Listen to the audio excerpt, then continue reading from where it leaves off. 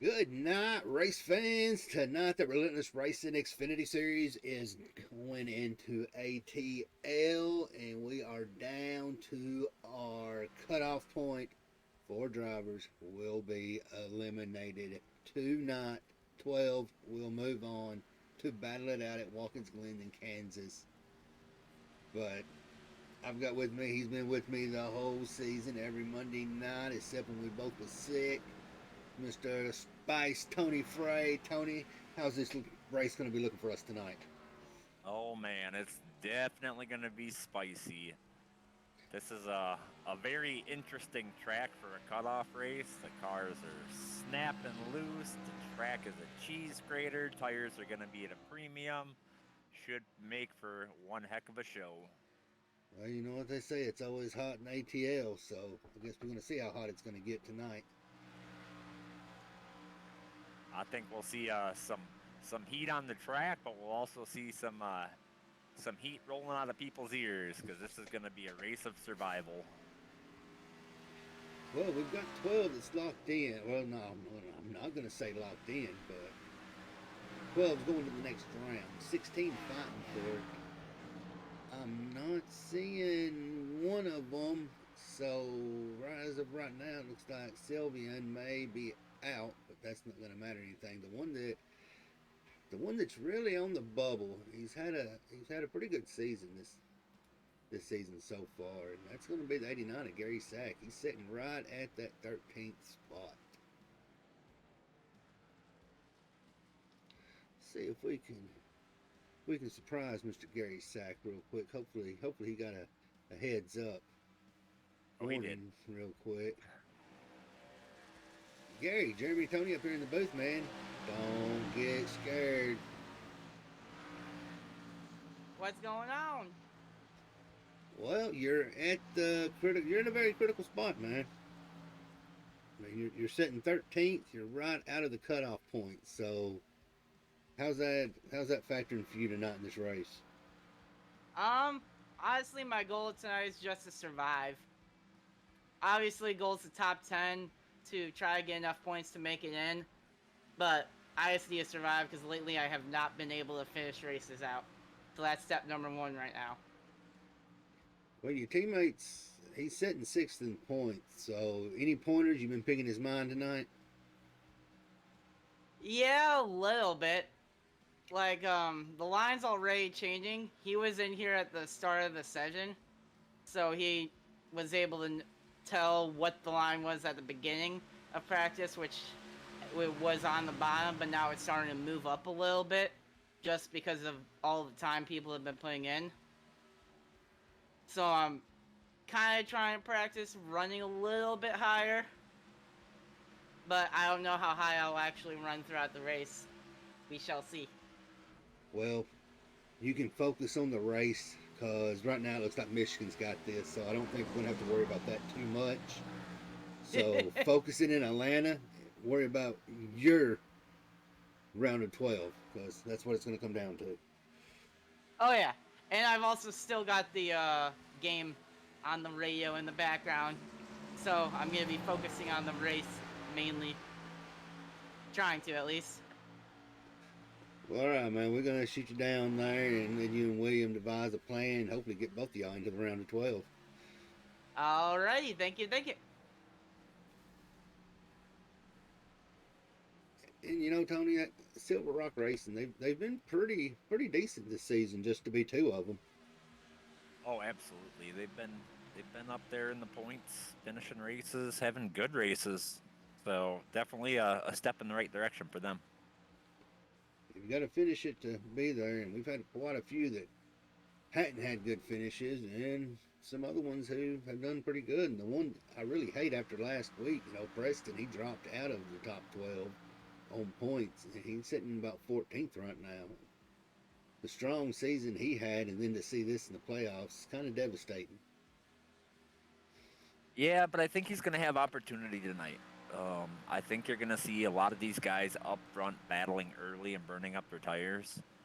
I think you're going to see people laying back all night, saving their tires. So I think there's opportunity for strategy tonight.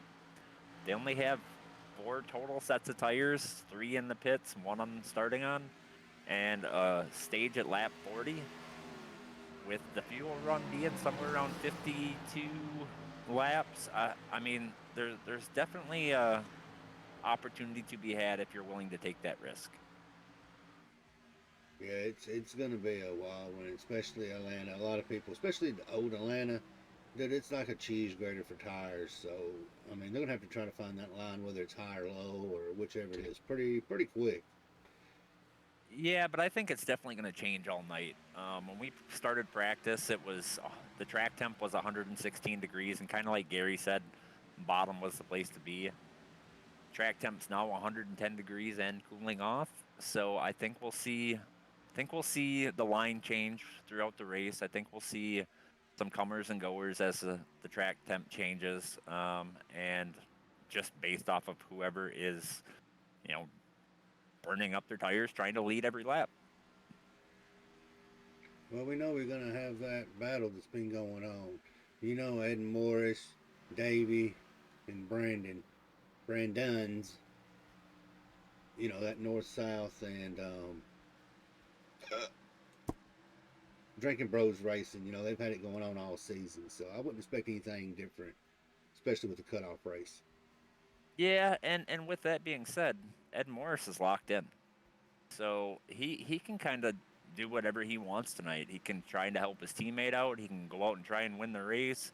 You know, strategy is not really, an issue. He doesn't have to worry about anybody else because he's already in the show. That's what it's going to come down to. And I believe we might have a number oopsie with the 14 and 21 of Brandon Park.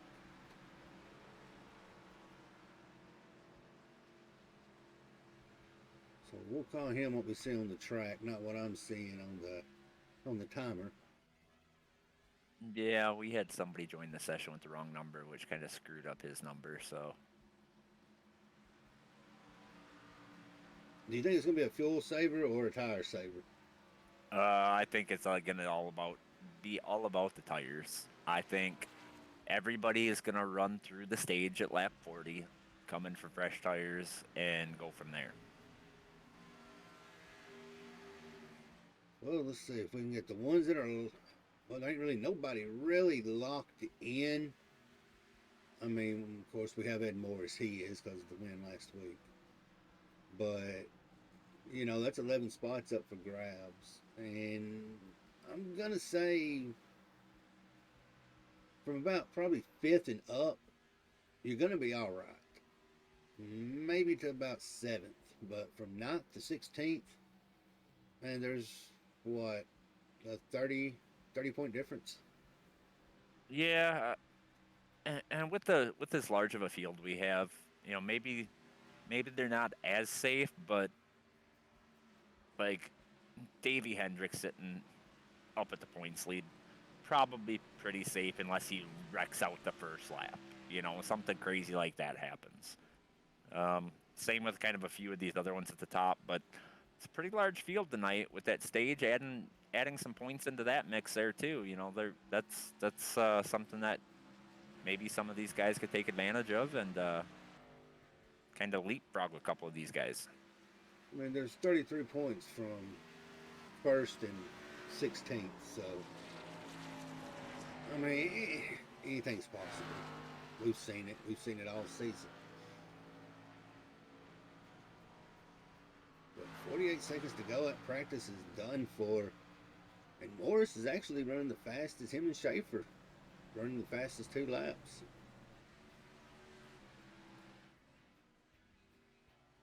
Yeah, and I think during qualifying, we're going to see that first lap as kind of a throwaway lap. The car is extremely loose on fresh tires. So I don't think you're going to see anybody able to really put a fast time down in that first lap. They'll probably just ride that outside and try to keep momentum going to the start of the second lap. I expect that's going to be the majority of the field strategy. Man, we've got qualifying's actually fixing to start, so we're going to give a quick little shout out to Cutscene and Whiplash, and we'll be back with some qualifying at ATL. been the first thing that's really worked for me to put me to sleep. Helps relax me when I'm trying to go to bed. All just really spectacular. It also helps you put yourself into a routine. I feel like I'm drinking lemonade. You guys give it a shot. It works! It works! It's good! Just try it.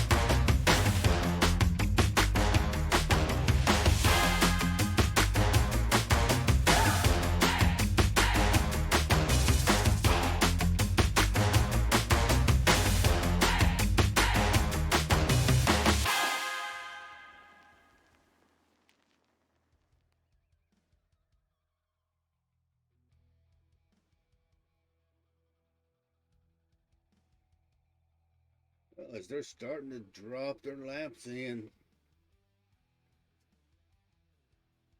I think it's gonna be pretty wild, Tony. What we always do? Your dark horse winner. Who you think?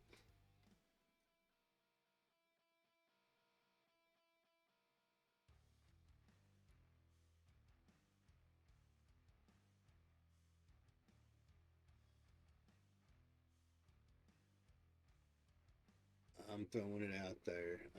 I'm gonna stick with them. I've stuck with them all season to win a race. I'm going with Preston. I'm staying on that bandwagon. I'm not changing it.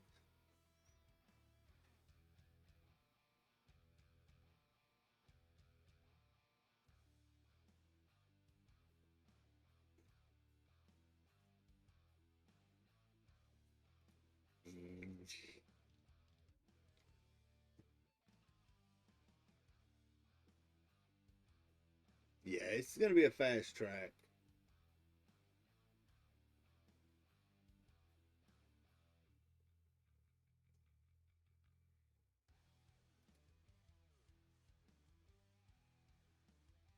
And there is Mr. Bobby. He's decided to roll up here with us tonight. Bobby, me and Tony gave ours. Let's hear your pick. Oh, well, we're already going to find you, so go ahead and get a pick.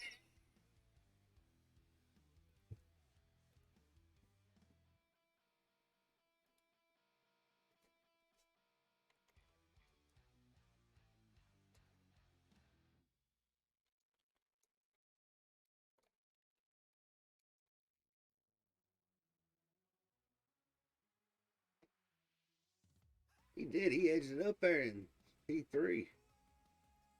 Not too bad.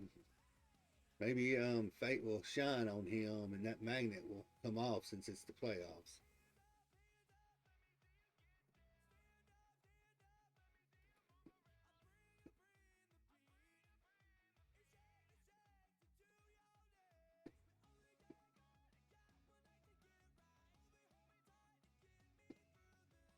And you know, Schaefer may be playing that mind game. Oh, no, he's out there on the track now. I was going to say, he may be going for that starting towards the back and get all those points for the biggest mover.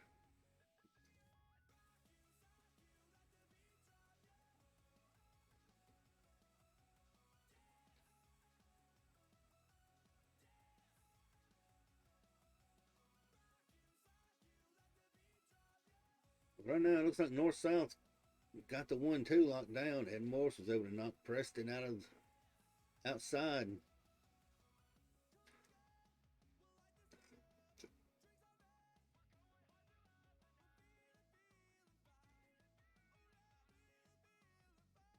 Yeah.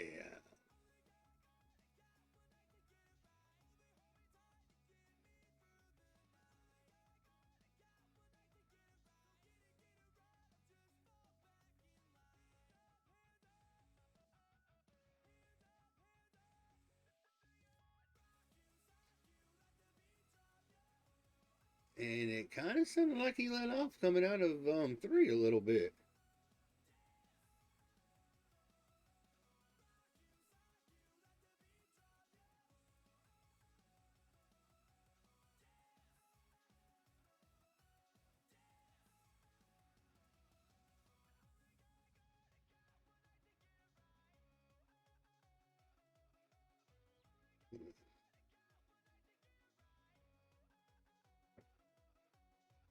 that's not going to be too bad.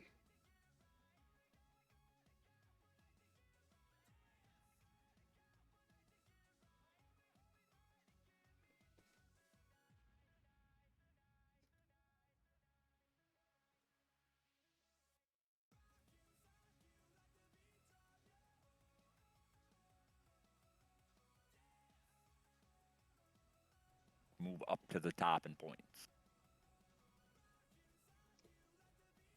Yeah, I'm glad we kind of just got that fixed. It somehow got muted, so. Yep. All right, y'all are back. I've got y'all back on. Didn't even hear the racing. I'm preoccupied a little bit. Y'all will have to excuse me tonight.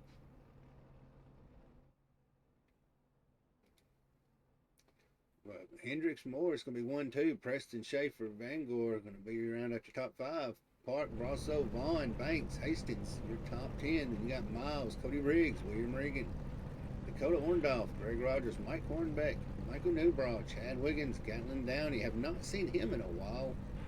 Sylvian Gallant, he is sitting in that bubble with the 16th spot. Gary Sack, Drew Holman, Joey Maines, Edward Sr., Brandon No Money Hughes. He's going to be one of those ones starting out towards the back of the field.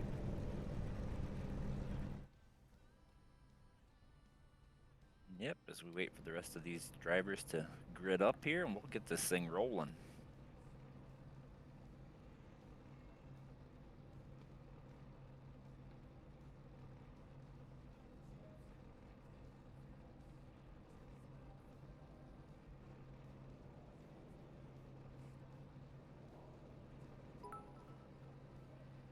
Coming in with those 10 biddies. You know what? We're getting biddies as hot as it down here at ATL. I'm surprised you didn't see some of the other things that rhymes with biddies out in the grandstands. Matt said they're coming out of turn 4, about 4 rows up. There we go, and that's probably why everybody's getting loose around there. Distracted. Yeah, kind of like the Lightning McQueen, where they're throwing the headlights at them.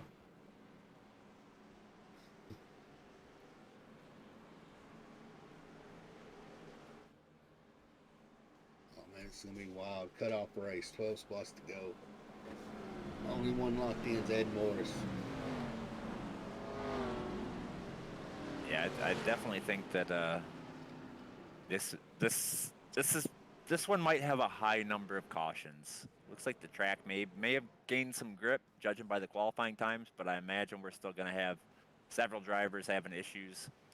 The bumps off of turns 3 and 4 were kind of upsetting the car pretty bad early on, and that wall coming off of turn 4 is going to be something to watch tonight as well. Barkley saying it's green to checker, no problem. I'm thinking otherwise.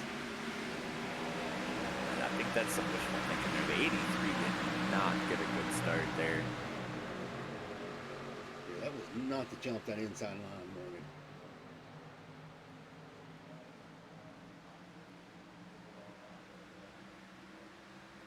Right, Brandon Schaefer rocketing to the front. and right there is where I think the spiciness and temperaments is going to come from. Yeah, I think, judging by what I'm seeing, it's looking like that high lane is the spot to be.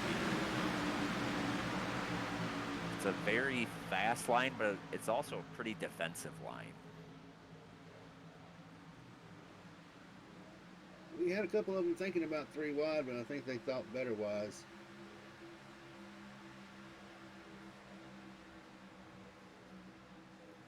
Riggs looking to make that move on the high side, putting it 3 wide, 7:31, he's 6 and 12, coming out of 4. It's very risky right there. They got it sorted out and got back down to 2 wide.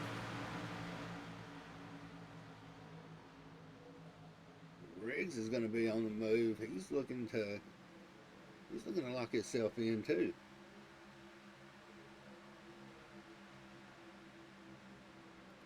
And Hughes 32's already jumping to the pits. Don't know what's wrong with that one.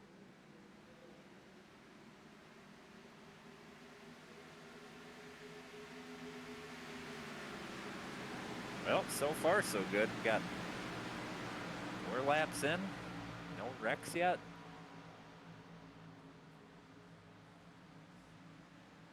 You just had to say the wreck word, didn't you?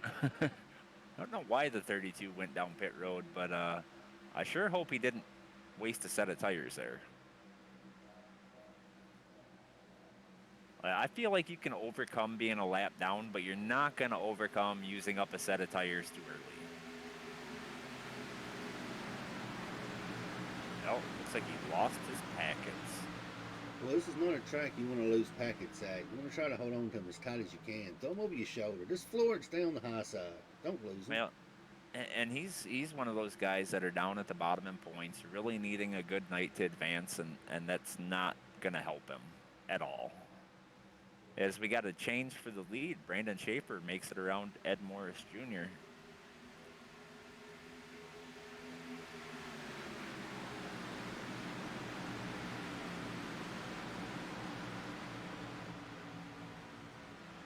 Right there is. That's a whole new beef battle right there. Bobby, I believe one of your drivers up there running. Well, 2 of them up there in the top 5. Pretty sure you're pretty happy about that one. Yeah, I don't want to say anything. I don't want to jinx it. Just gonna leave it alone. We're gonna leave it alone. No attention to them. All right. We'll Yep. try to find. Well, I don't want to go on Cody Riggs neither. You got too many out there. Can't get on somebody. Let's see. We'll see how Cedric's doing. Condolences, Canada. Preston Hornbeck started P3, falling back to roughly P7, P8. Not having the start. Maybe it's strategy, trying to save tire, but definitely dropping some spots here. It's something. He's doing it side by side with Hastings through the trial. And I'll tell you what, if you're not careful in that quad oval, that car will snap loose. I mean, it was pretty sketchy in practice. Granted, the track temp was a little higher, but I imagine it's still kind of sketchy there. Cody Riggs making a move underneath the 49. Going to see if he can make it work into turn 3.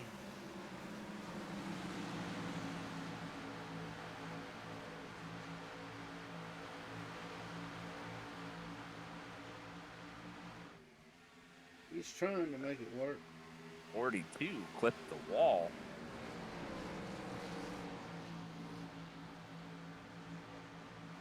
It's like 54 is slowing down going into that entrance. Almost checked up Hastings. As we got a battle for the lead again, Davey Hendricks trying to take that point.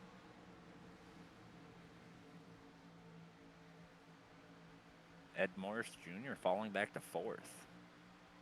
Davey makes the pass on the high side, coming out of 4.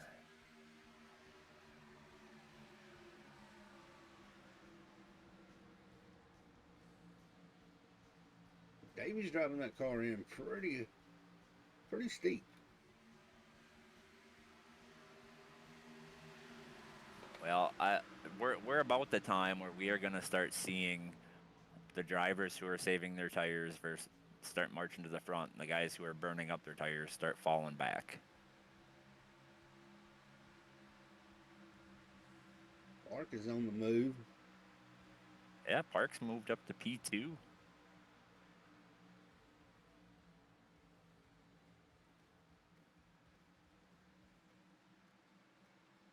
Him and the one we won't talk about, both are moving up through the field.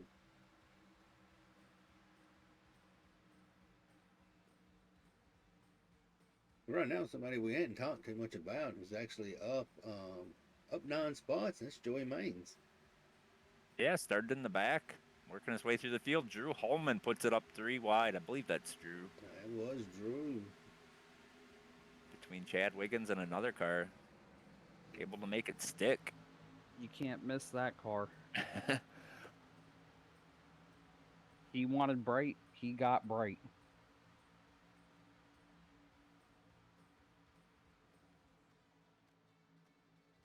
Let's go, Greg Rogers. A little loud out there.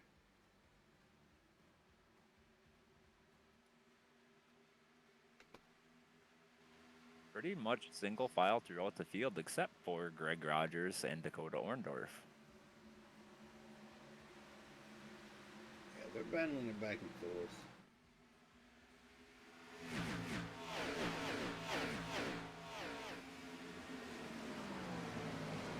See, Brandon Schaefer's kind of fallen off a little bit. I'm wondering if that's tire strategy or if he burned up his tires leading. You know, it's a complete toss-up. I mean, it's either way you go, because you know this track, like we talked about earlier, you know it's going to eat tires up regardless. Oh, absolutely. It's just minimizing that. We see Preston Hornbeck trying to make the move on the high side for P5. Fell back to 8th, started 3rd, fell back to 8th, and now he's driving forward. So maybe that was a tire-saving strategy we saw. Greg Rogers caught the wall a little bit there. As we got a change for the lead, Brandon Park sitting up there, able to get underneath Davey and take the point going into turn 1.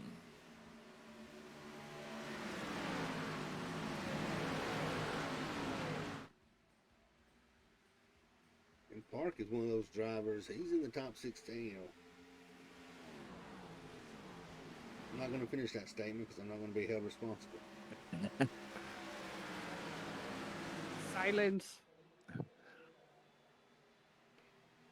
But I will say he is running a good number, so 21 is a good number. So.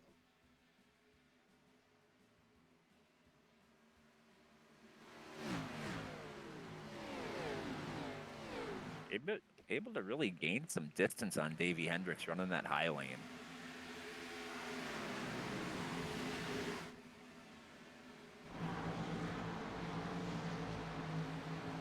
Goes going to the inside of Hendricks. Going to take that P2.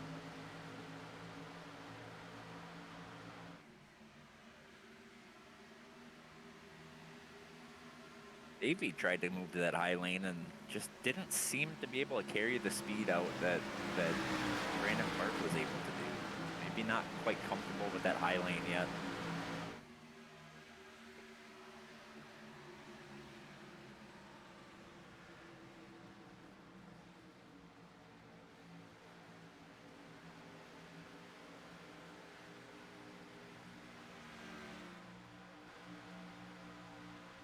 Riggs, he's holding pretty steady right there between Miles and Rogers.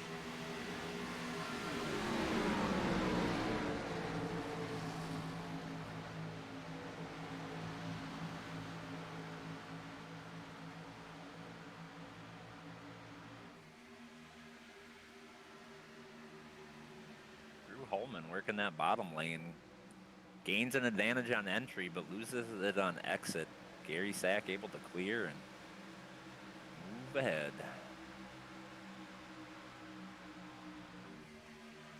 Little pack right there. They're running pretty close together. William Regan flashing in and out on the inside of Cedric. Yeah, been blinking a little bit. Same with the 7 of Jordan Miles.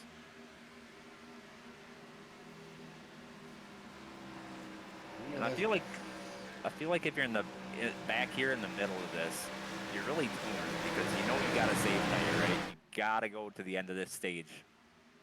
But if you don't put your car in some positions that's going to chew up your tires, you're not going to be able to advance positions.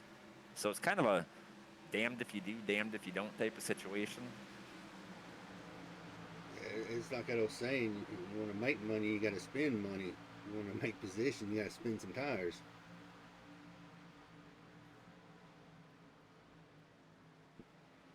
Oh.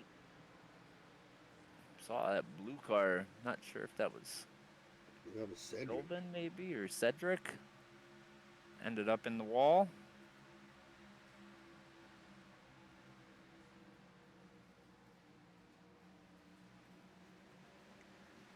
In case y'all chose us over watching the national championship tonight, it's 10-17 Michigan. We'll keep you updated.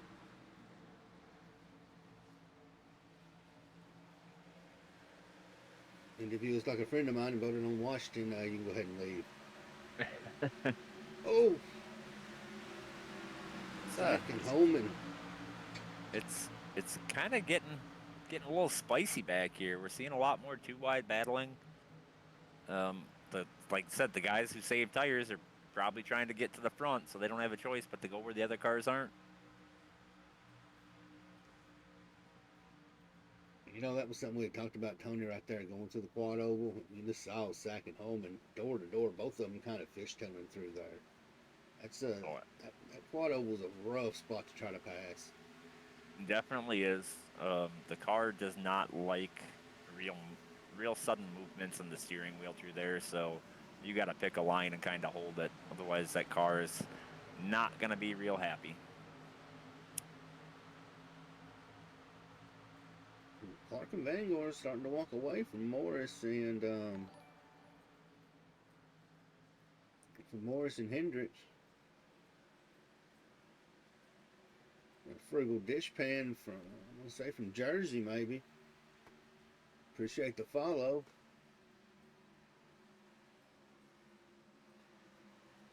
Oh yeah, we're gonna kick you out of there. We ain't having none of this.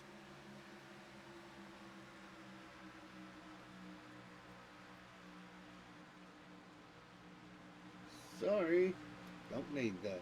Oh no.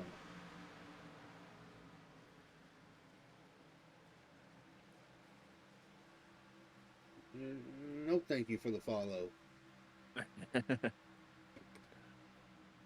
Oh man, it is a hornet's nest back here. Roughly the 16th, 17th. Actually, all the way up to 14th, just kind of stacked up there.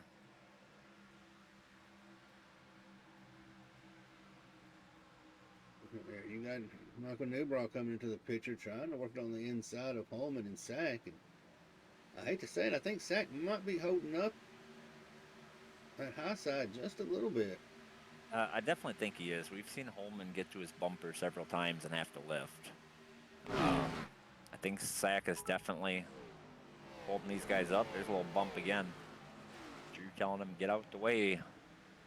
And the problem is that front stretch, especially when the track temp is this high, it is so slick. We've seen it, Tony and I actually, in a fun race we did here. I think it was the trucks, Tony.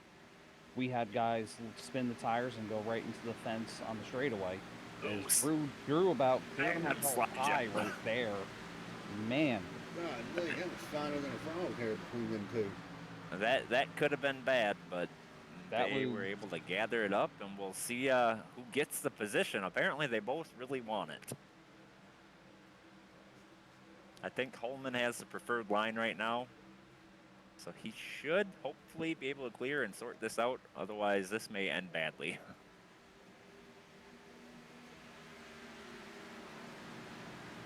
Clark out there saying Drew's oh! He's throwing those sliders. You ain't kidding. He almost slid out through the quad oval.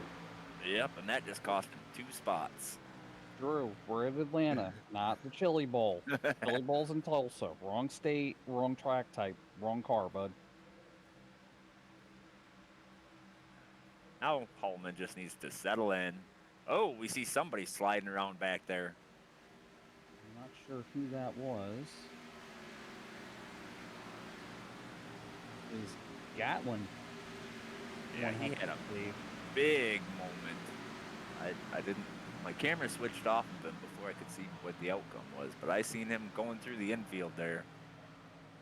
Yeah, I'm kind of free flowing here because for some reason I must have clicked something wrong on SDK because I lost y'all's camera.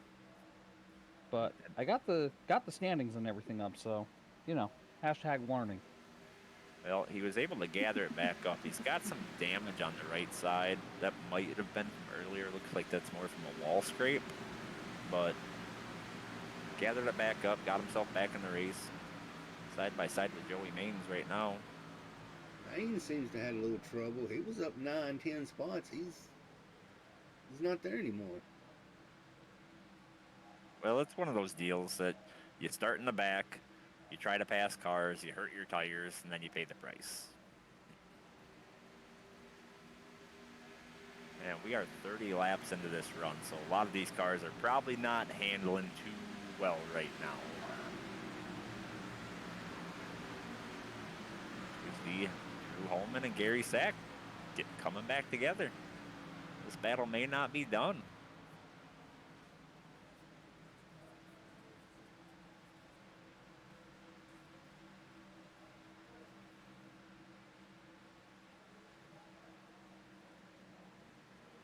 Yeah, and you got Vincent Vaughn sitting right there behind both of them, just probably praying something goes in his favor. Yeah, it's like he's got a lot of momentum off of turn 4, and he's going to send it on the low line. Holman's car is not cooperating with him coming out of 3 and 4. Well, I see that car pushing really bad. He's in the wall. He's burned up his tires. You can see it. Push that car too hard, put it in some bad spots trying to make passes, and right sides are probably about gone right now. Cody Riggs sitting in that last spot for stage. We're going to have stage in 6 laps. Holman in the wall again, coming off of turn 4. Yeah, definitely praying that stage comes a little quicker. Just lean that right rear right up against the fence. It'll hold you. Definitely. Might have to straighten some fenders on the pit stop, but Hey, Ross Chastain, it don't matter where it's at, just ride the wall.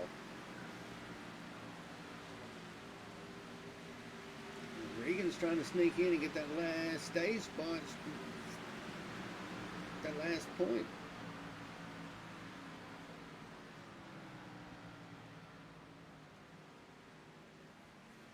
Seven car gets split by the 89, and I believe that is the 26.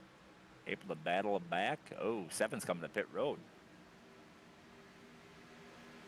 I think. He got down really early, but that's going to put him a lap down. So whatever benefit he gets from these tires is really going to hurt him, because then he's going to have to stay out, take the wave around at the stage, and then start at the back against guys with fresh tires. And then have to fight your way through that field. Fighting through this field at Atlanta is not where you want to be fighting. Absolutely not. It's I think track position is going to be big here. Greg Rogers. That little group right there, 4 laps to go, they all want that final stage point. Right now, Regan's got it. 84 is coming for it, though. It's like he may have been able to save the tires a little better. He's going to try and make the move around Cody Riggs, but Cody kind of keeps him on that bottom line, doesn't give him a lot of room to move up. That's going to hurt his momentum off the corner, but still. We'll see his Well, you got the drive off. Oh, he got loose. He's going through the infield. Oh. No cars around him to collect. He should be okay. Slow merge back on the track. No harm, no foul. See? Relentless Jumpy Truck Series coming soon. We're seeing a lot of guys pitting a little sooner than I expected. Saw Brandon Park, I think, come down pit road. So Bangor's dropping in right now. Cody Riggs, Greg Rogers. Was I wrong on my stage? I thought it was 40 was stage. The stage is 40. Okay. The pit road's fixing to be closed. This is an interesting strategy.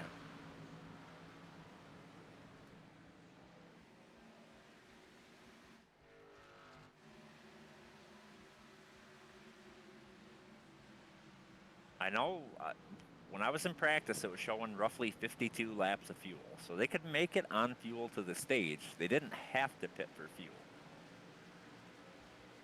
Right now, Hastings has got that last stage position.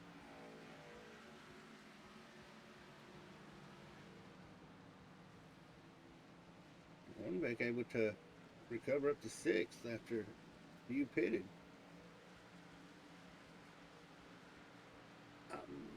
I'm not 100% following this strategy here. Yeah, it's kind of a strange one. I mean, I guess if you got if you're not in the playoffs, oh, the 12 is trying to get up to speed. I'm not sure what happened there. He is way slow. He gets hit in the back by Chad Wiggins.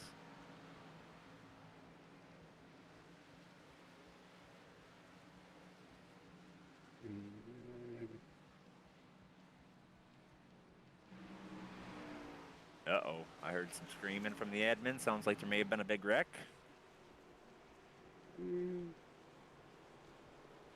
Seeing nothing out there. But I believe the stage pit road closes within 2, don't it? I was supposed to. I assume there was a technical difficulty. But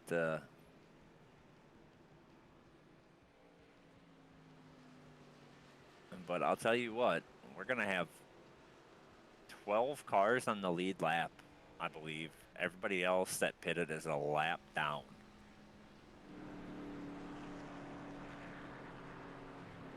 Bobby, we're going to send you down there to real quick to your guy's corner and just kind of see what happened down there. Just see if you can get us kind of a feedback.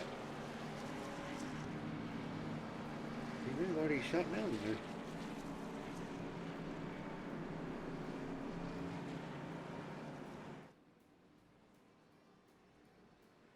Yeah, that was. I don't know, man. That right here is where I want to see these two right here. We'll be watching this little bit. Schaefer and Hendricks. They've had it. I wouldn't say out for each other, but. Well, and I think I think Davey was probably being really cautious there after what happened in the pits last week. Oh, and his teammate barely beats him off pit road.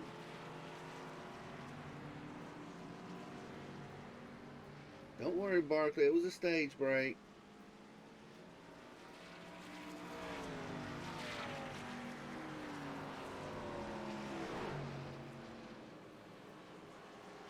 Yeah, them two starting. They're going to be starting side by side, too. So, they did not have enough fuel to make it stage. Yeah, they were about 3 laps short. And I had thought I heard it, but I think Schaefer and those guys were saving from the drop of the green flag. From what my guys just told me, it was about 3 laps short, but Josh said ain't nobody got time to save fuel. Well, Josh has nothing to lose either, so that's really weird to me. Like I said, it was showing me like 52 laps, so maybe iRacing is just a little wonky with fuel.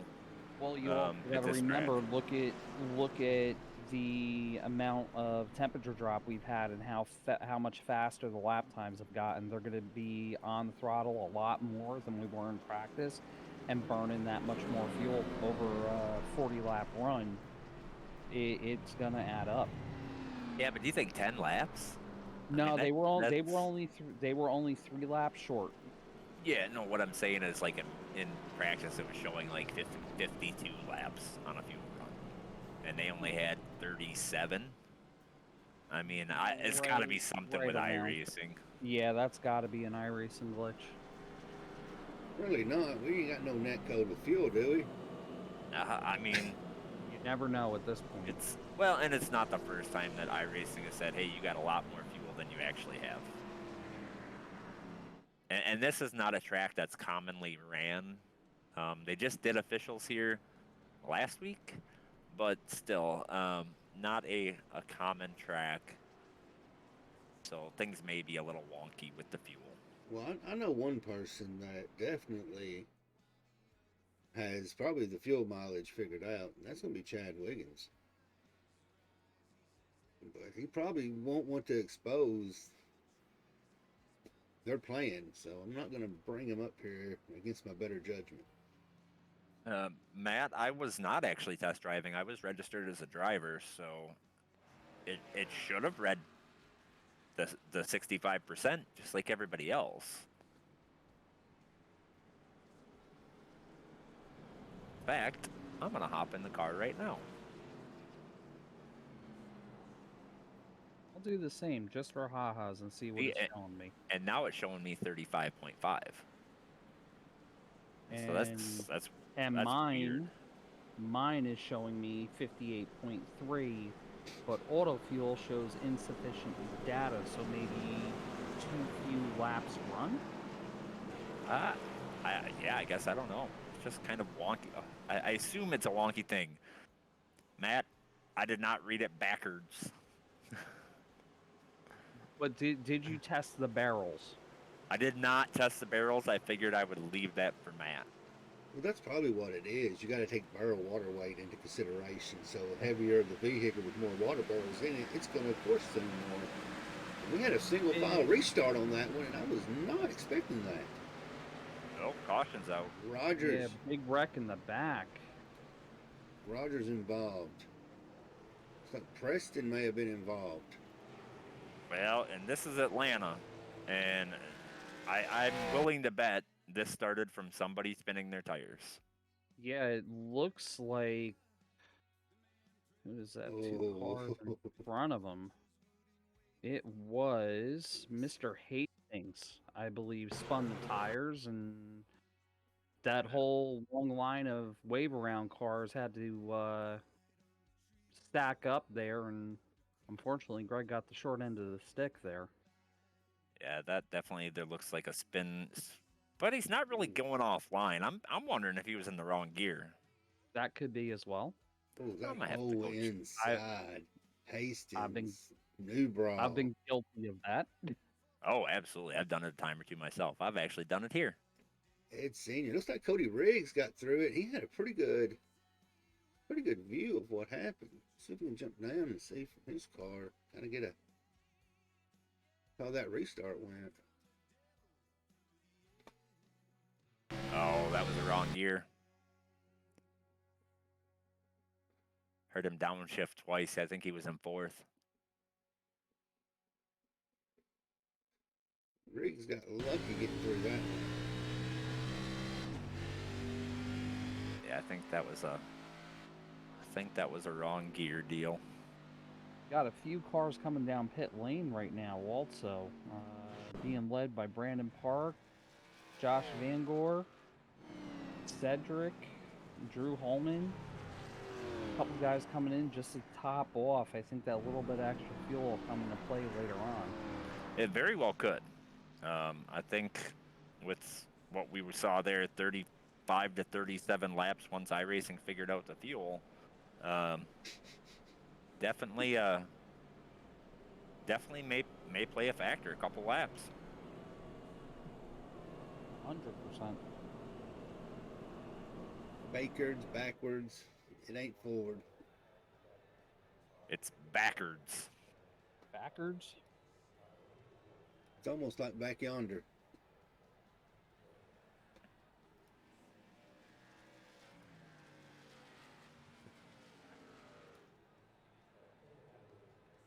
I think this right here's going to change up a few. Yeah, I mean, we're seeing some new faces up towards the front. Not so much in the top four, but we got Chad Wiggins up there in 10th.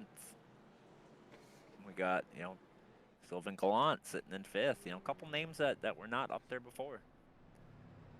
But I will say this: it's definitely going to help those guys who pitted early, did not get their had to take the wave around. It's going to kind of put them back equal. Yeah, and hopefully it'll be a little bit cleaner of a restart. I'll tell you what, my ahead, biggest restart mistake was at this track.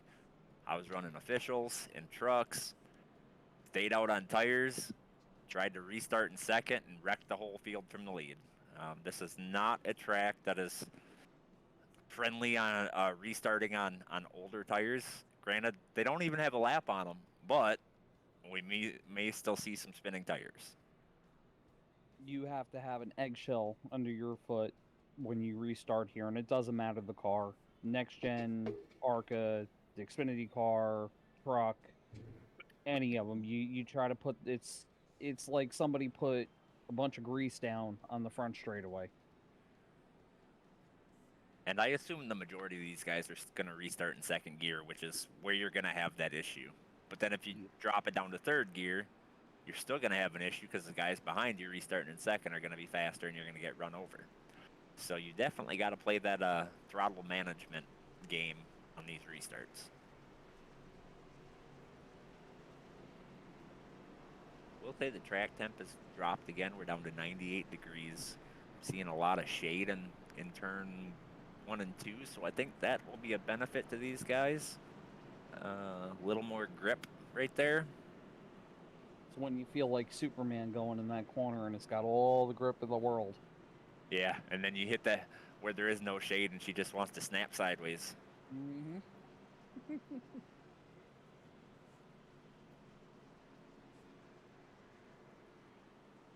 Well, I'm going to go take a look at Greg Rogers' car and see what kind of condition that's in.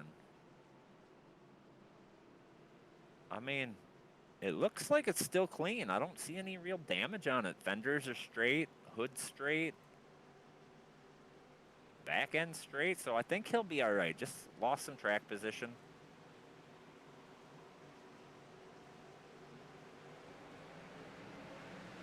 Check up there, big checkup. Chad Wiggins in the 37 blinked out. Think they were a little more cautious this time on the restart. Yeah, it was almost a synchronized blink. It only takes one time to learn your lesson with that.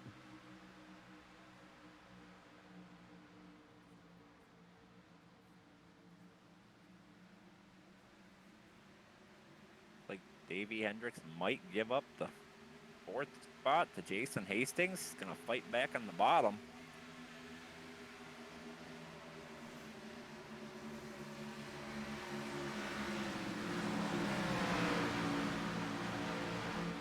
It's like I was told growing up, if you make a mistake more than once, it ain't a mistake no more, it's intentional.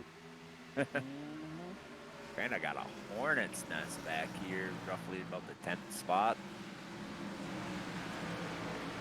That 37 car blinking is not helping. Oh, 84 through the infield again. That being said, he did call his pit entrance. Albeit he missed it, he did call it. He definitely came in a little hot. Just a smidge. That's I think more he than heard likely. they had. Yeah. I think Definitely they got a heard. black. Oh, absolutely. But I think they heard that they had ice cream on the pit wall. Oof. Yeah, black flag for, I assume, unsafe pit entry and probably speeding. But There's a list with that one. definitely gonna need a caution to gain that back, because he's gonna probably be sitting on pit road for a little bit.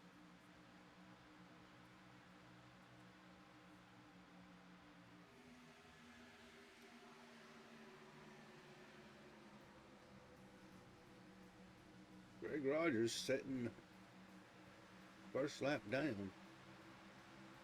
Nope, Dakota Orndorff is. Well, Mike Hornbeck is now. They're picking them off one by one.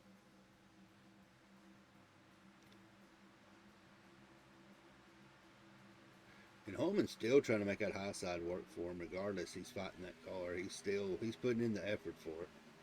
Well, I think the high side. Now, don't quote me on this, but I think the high side is gonna save some tire. The car just hits those bumps in the bottom line in the corners and pushes the car wide, burning up that right front. I think the high lane is probably gonna save the tires.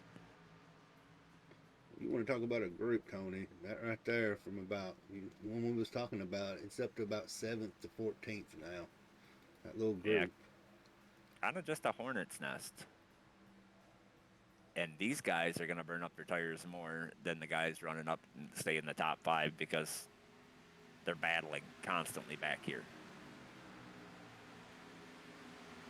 Yeah, Banks, Schaefer, Morris, and Hendricks. I think they know they're in regardless, unless I think they would be in right now. I think Schaefer was the lowest one in points after the issues he had last week, but kind of still in a pretty decent spot. If he finishes the race, he should make it. Yeah, Schaefer's. So- Go ahead, So Bobby. politically correct, Tony. Yeah, Schaefer's sitting in 7th in points, so I'd say he's all right. Well, and nobody kind of out of the norm scored stage points, so I think that helps him even more. None of those guys. Oh, Drew Hallman goes around off the nose of the 42.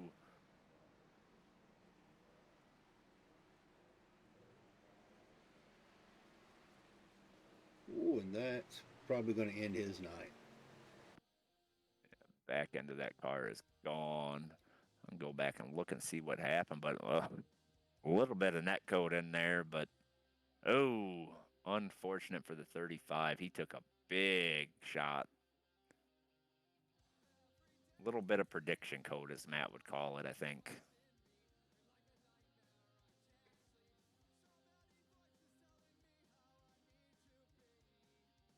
Oh, and Gatlin just finished him off. Yeah, that's not gonna. I think Gatlin probably got the worst of that. Yeah, Drew came up and the 42 was there, but there was a little bit of net code involved, but I think it would have happened anyways. Absolutely. Now, this is definitely going to shake things up because we know everybody's going to come down and get tires. Yeah, but they don't have a lot of tires left. Yeah, I'm going to tell you what, looking at that replay, Van Gore ought to be real happy that net code didn't happen to him as close as they were.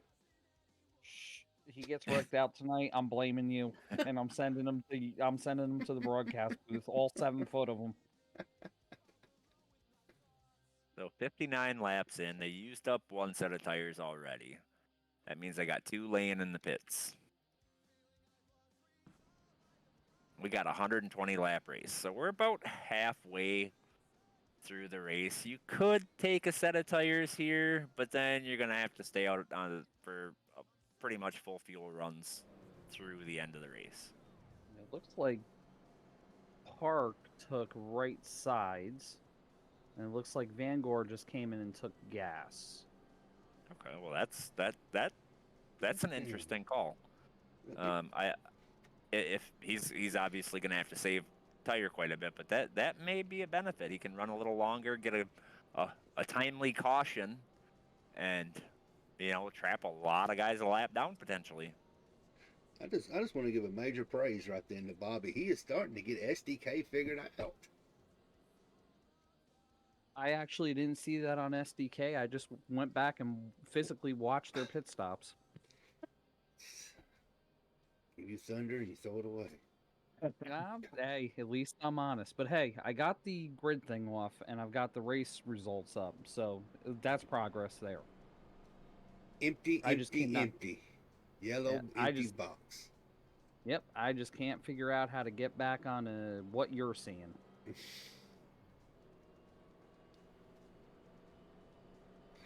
Trust me, you do not want to see what I'm seeing on this side. Well, when I come in, it's nice because originally I was seeing the broadcast through SDK. But no more.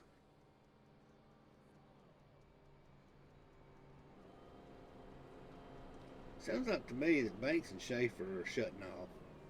Well, I'm sure they are. I think you pretty much have to save as much fuel as you can.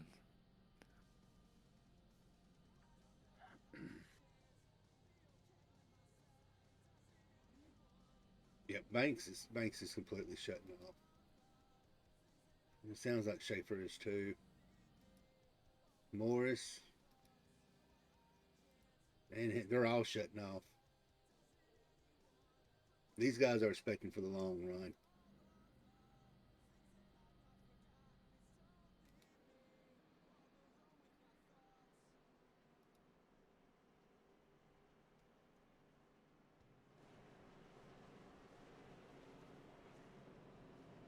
Halfway through it. 2 cautions.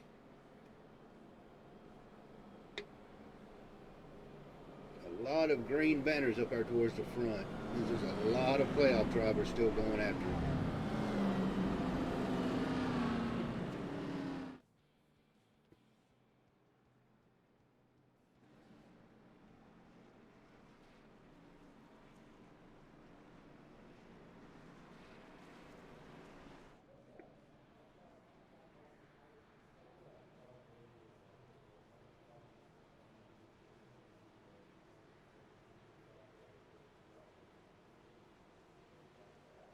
See how this restart here is going to play out.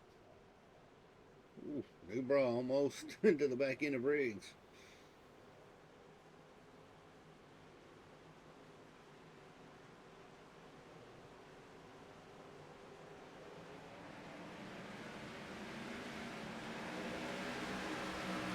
Oh, we got some wiggle going on back here. Right in front of Cody Riggs. I believe that's Cedric. Looks like he spun the tires a little bit, gathered it up.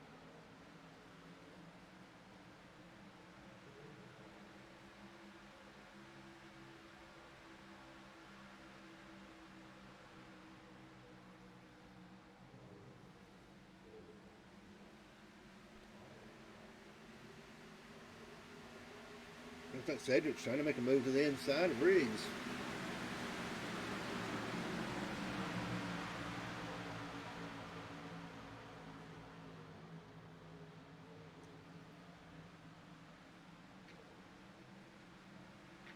How about that? Chad Wiggins running up in the 6th spot.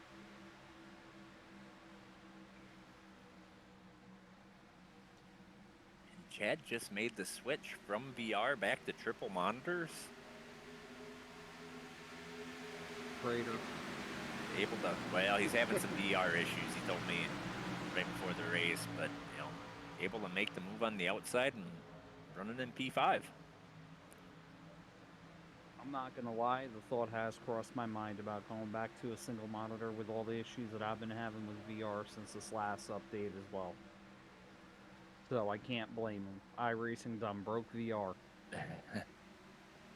You know, I actually tried the VR with the MetaQuest, and it just, I couldn't pull it off. It just wasn't for me. You have to build up a tolerance to it because your mind is seeing you moving and your body is telling your mind, no, we're sitting still, and that's what gets you the motion sickness. You almost have to train your brain to realize that what you're seeing isn't what you're doing and your mind to be okay with that. That's the best way I can explain it. No, and I've heard that everybody who has VR loves VR when it works. When it works, it's the greatest thing in the world.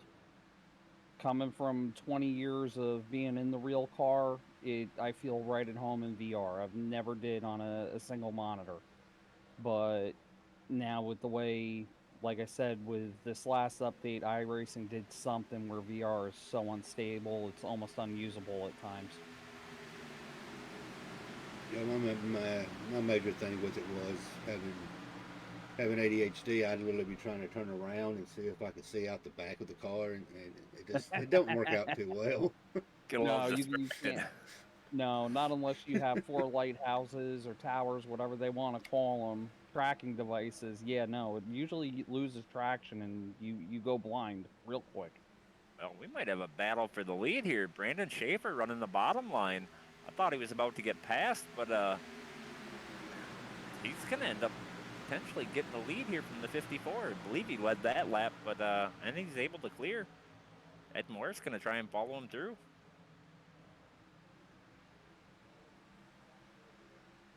Yeah, and I'm going to say there's a good possibility you're looking at your champion 4 right here. It would not surprise me one bit.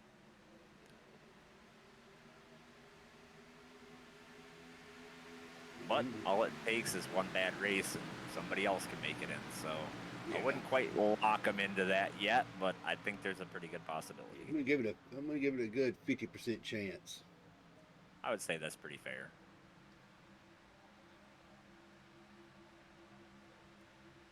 I mean, it seems like 3 of these 4 have been the class of the field pretty much the whole season, with the exception of Ed Morris Jr., who had a rough regular season, but he turned it on when the playoffs started.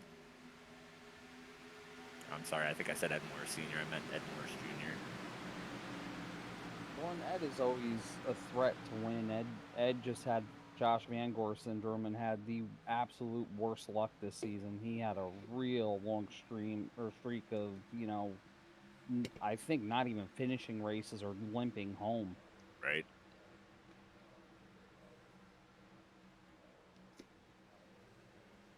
And wouldn't you know, the first playoff race, he goes and wins it. That's all it Like I takes. told you guys last week, it gave me PTSD. I remember seeing that paint scheme in ARCA. Where did this guy come from? It's like Chad Wiggins might be falling back a little bit. We did see him on the 38's bumper for a while, and now he's kind of lost quite a bit of ground.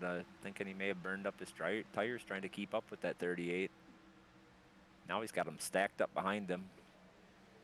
Well, Regan's putting it inside with Riggs, and you being a blinker out. Yeah, I think that's making people pretty nervous.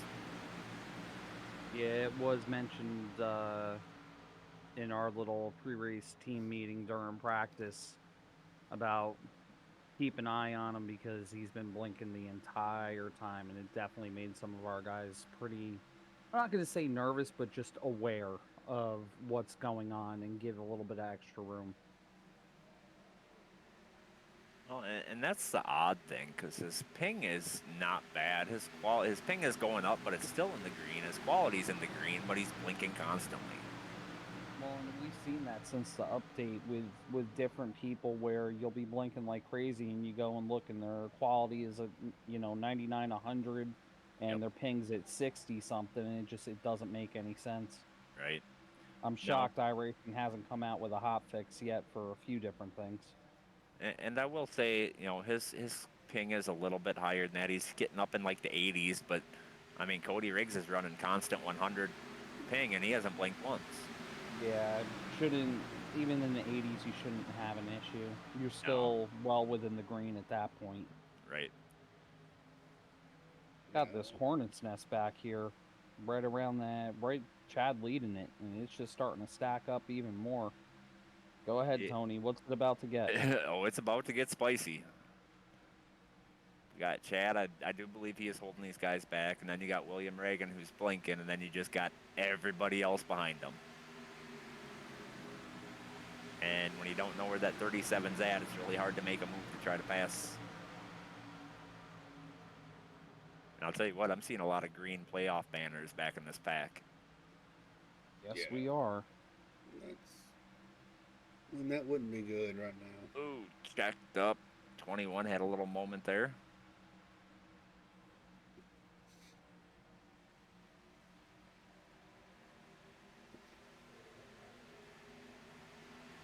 Like his teammate cut him a break.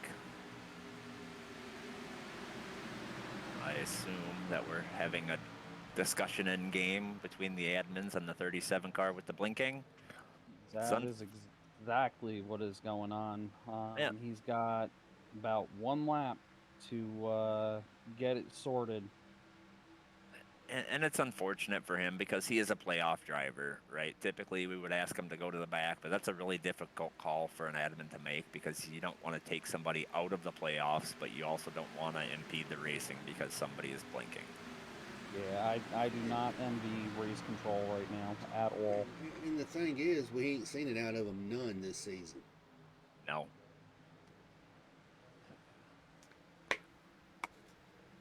But maybe he can fall to the back and get his internet issue fixed, and hopefully it straightens it out. I guess I hope.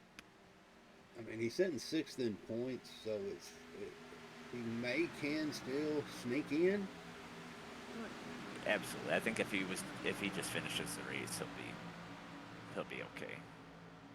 We've only seen maybe 3 cars fall out. Oh, I guess there's been, it looks about 3 cars. Brandon Hughes was a playoff driver, and he dropped his packets and decided not to race us. So that's, one automatic person who's not going to advance. So, you know, that helps out some of these guys. Gatlin Downey, Drew Holman, both 21 laps down, pretty much out of it. You know, I think they both actually disconnected. And you know, it's not going to be a really side in his favor. But right now, he's at a decent spot where, you know, he might can get away with blinking. Nobody's really right up on him like it was about 3 or 4 laps ago.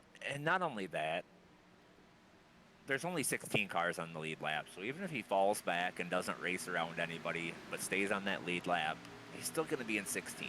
So sitting at the points where he's at, I believe he would be just fine. He'd still advance, but he's also not going to set himself up very good for the round of 12. The good thing for William right now, though, is he's got enough of a gap where race control has actually just let him know, you know what, hold tight where you're at, because you've got enough of a gap there. Yeah. So hopefully, you know, for William's sake, he can go ahead and maintain that gap where, you know, it's kind of like Smokey and the Bandit. He's going to be in the rocking chair. Right. Yeah, it's kind of separated out now. Seems like a couple of cars got around Chad Wiggins, and now they're kind of single filed out for the most part. Run with the cockpit maneuver on to see that gap, which, you know, it's a pretty decent gap, but it's still got to be nerve-wracking. Yeah, it's about 4/10 right now. Oh, we got a caution. We got a caution. Jordan Miles was involved in it. Cedric off the track. Well, I saw Cedric off track. I think it was Cedric. He kind of got loose off the corner, but he corrected it. So I don't know if that was the same thing or not. No, it actually happened in front. Hang on. No, they tried to go 3 wide. Yeah, it was Jordan Miles. Oh no! Oh no! Oh.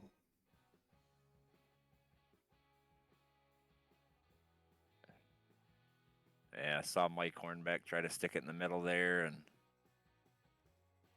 Cedric came up. I'm sorry, Jordan Miles came up and was not clear. And Jeremy's going to have a visit from a 7-foot tall gentleman. Well, kind of in my defense, the 28 had gotten to the wall, and that slowed Vanguard down on the high side, and that was able to let Hornbeck put it 3 wide. Mm-hmm. Yeah, but I mean, his cars. Damage isn't too severe. You know, I on saw Josh's car either. I saw worse damage than this on Davy's car last week, Exactly. and they had it fixed up in that pit stop. We'll see what the pit crew can do to get him straightened out and hopefully get him competitive. I'm going to go run down and talk to my driver real quick. Hopefully calm him down. In front of the car, don't look too beat up. I'm more worried about the right front fender, to be honest. I think that's this track. Once it, you know, the tires wear in, the car gets pretty tight. You add that damage to that right front fender, it's going to be even tighter.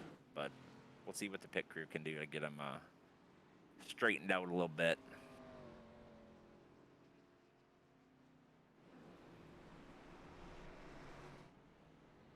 So your top, it's pretty much everybody's going to be taking a pit. Preston stays out to get back on the lead lap.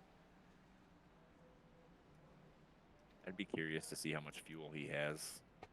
Well, they got the front end fixed on that 83 car. Looks brand new. We'll see what they can do with the right front fender.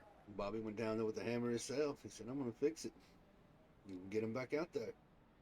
Well, looks like they did not get the fender out. He may be going out and coming back in to get a little more damage fixed. But all in all, I mean, I think it's still salvageable. He can still have a decent day with that damage. Main thing is to just not make a mistake. Keep working on that car every time you can, and hopefully be there at the end.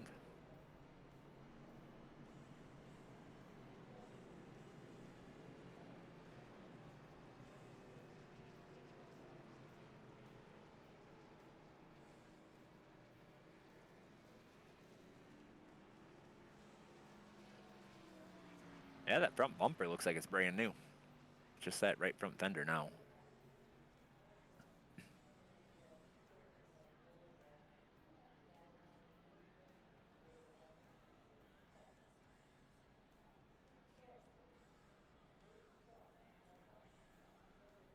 This is kind of an interesting spot for a caution.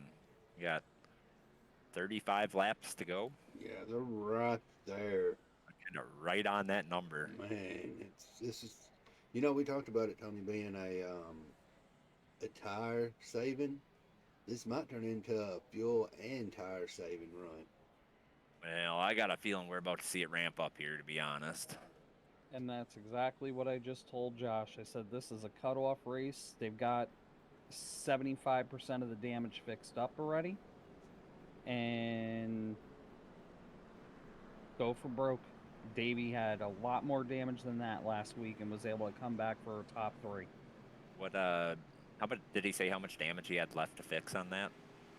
He did not. It was more, you know, just giving him a little bit of a pep talk because with the way his season has gone, he's getting very deflated, and I understand. Right. Yeah, well, it looked like they slapped a brand new front end on that. Just the right front fender was still pretty beat up. So Yep, and it actually just popped that right front fender back out quite a bit. So I think he's actually, I'll bet you if he still has any more optional, it's going to be maybe about 15 seconds. So he'll be good to go.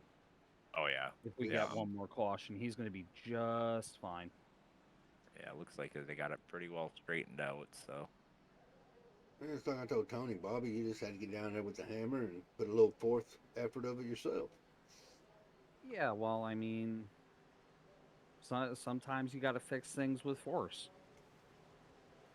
And this is not really what William Regan was wanting with his issues he's having. yeah, but looks like they're being pretty respectable on the restart. Looks like Cody Riggs may have gotten a little bit of tire spin there, but able to control it. You know, Yeah. it could have been on tire spin, but it's also on that, you know, that car in front of Big me. wiggle, 4 goes around. Didn't take anybody out with him. Saves it. Able to Saved it. avoid that inside Wow. wall. Wow. Comes back on track. Doesn't take anybody out. That's some driving right there. That's off to Hastings right there. That is a pucker moment and a half.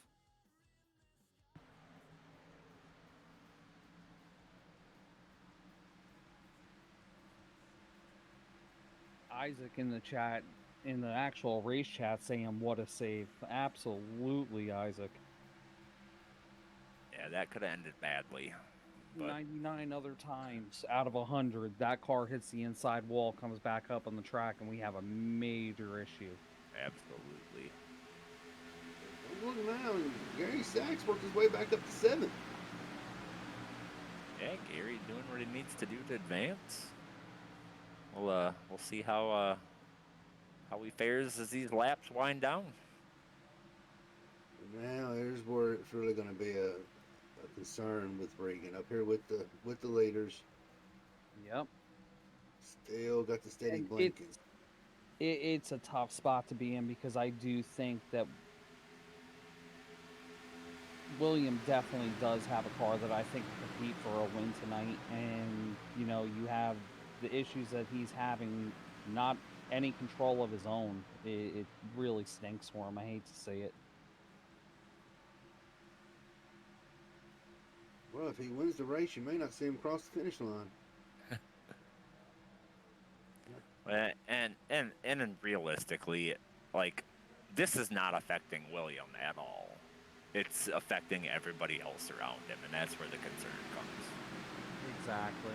But I will say this, hats off to Race Control. They told him just please, for God's sakes, be predictable.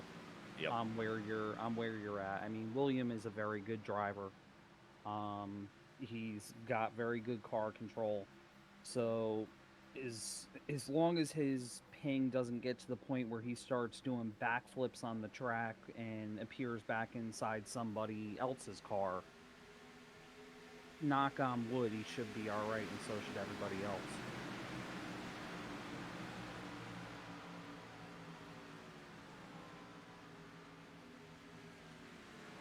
Sack and Newbrow both up in the double digits.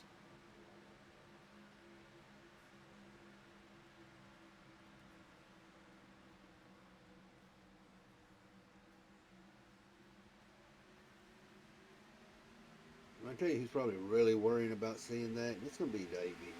Davey's seeing him in and out behind him. Yeah, I think if you're Davey, you just stop looking in that mirror. Exactly. If I'm in Davy's shoes, I'm not. We're 93 laps of 120. I don't care what's in my rearview mirror. I'm worried about what's out my front windshield, and that's all I'm worried about. Morris is trying to make the run on the high side, but he just don't seem to be able to carry that momentum. Well, we still got a long run here, so maybe some tire conservation as well. A battle starting to break loose between Greg and Cedric. Got a William battle got for second, to- too. Yep, William got to the outside of Schaefer there. He's going to send it into Yep. turn 3. He He's going to should. have a hell of a run coming off the corner here as long as that car turns. Should have the momentum, able to make that pass and clear it.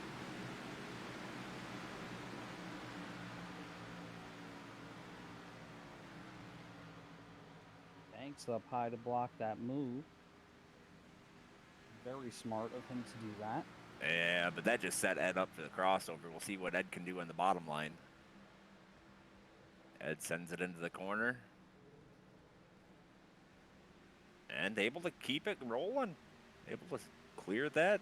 54 is going to have a run on the front stretch here, but we'll see what happens, which line they take going into turn 1. I think Ed's going to go to the top. One thing I don't think we talked about tonight, I think, because we didn't run Xfinity here last season, but with these cars just in general, clean air is so important in these cars. I think being absolutely. out front like that, is going to help Ed run faster and save tires all in one. And realistically, I've run around Ed enough and raced against him enough. He gets a taste of that front, It's like a wild animal with blood in his mouth. He's going to want more and more and more. They might have messed up by letting him win last week. Well, and I just seen the 84 come off of pit road. That's going to give him definitely enough fuel to make it to the end, and I'm not sure the rest of these guys can. I don't think so. Now, the 84 is 4 laps down, but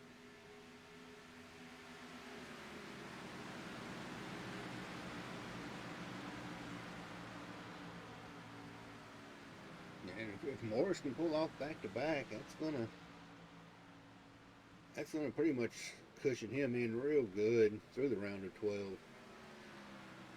and it takes a potential win away from another driver to lock themselves in below the cutoff line. Should he be able to hang on to this till the end? Roger, Sack, and Newbrow, they're battling it 3 ways. Well, and look who's right behind them. Greg Rogers got caught up in that one early on and drove it back up to, what, 8th? Yep, he's respectively sitting in 8th, and he's got Cedric back there behind him and Riggs, but they're not really in striking distance. Greg is driving the wheels off of that thing right now, too. I just watching him go into 3 that last time by, he couldn't fit a piece of paper between his right rear quarter and that wall. He's been kind of running that quite a bit tonight. I've noticed he likes that real high line. A lot of these other guys are kind of they're entering higher but cutting down, and Greg's keeping it out there. I'm like Greg. I like that top line around here. It may not be the fastest, but for me when I was out there practicing, it was the most comfortable, and I felt like you could save the most tire up there. And we got a battle for the lead, the 54. Trying to make that inside line work. Just couldn't shut the door on Morris.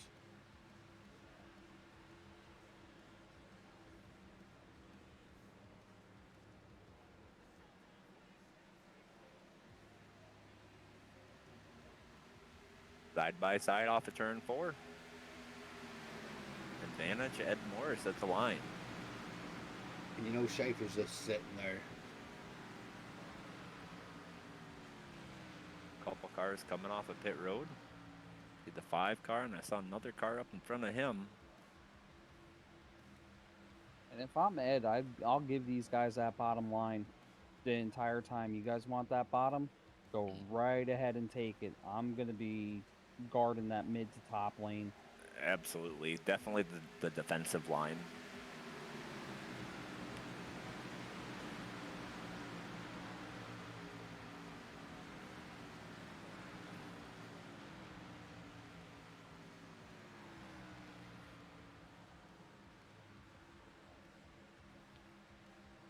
Taking a peek under Banks off of turn 2. Wasn't able to get the run off, though.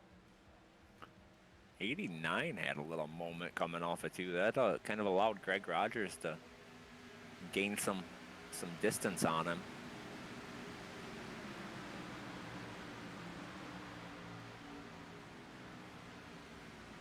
Greg's going to follow that 5 car through. The 5 car's on fresh tires. He just came off of pit road. So he is going to... Oh, Greg sideways off the corner. Ooh, sack into his back bumper. Yeah, that was a close one. Riggs really had to check up there. Good awareness by Riggs on what was happening in front of him. Well, and he's going to try and be the beneficiary of that and try to get that position from Gary Sack. He's had a really good run tonight. Been as far up, I think, as 5th place tonight.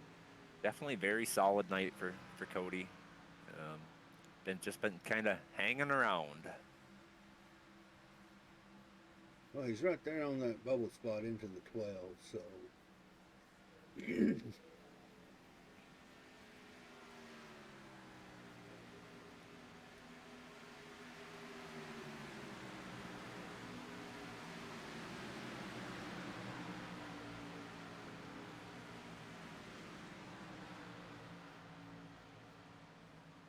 15 to go. Preston's Ed Morris worked his way back. He's sitting in 13th, back on the lead lap. Ed Morris still hanging on to that lead.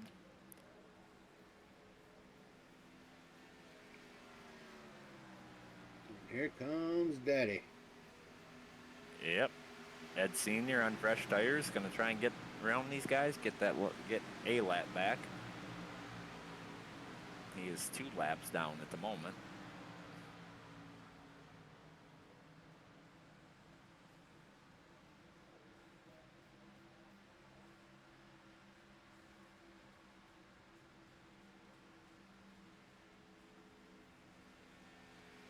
Newbraw staying up there, sitting in 6th. He's able to get around Rogers.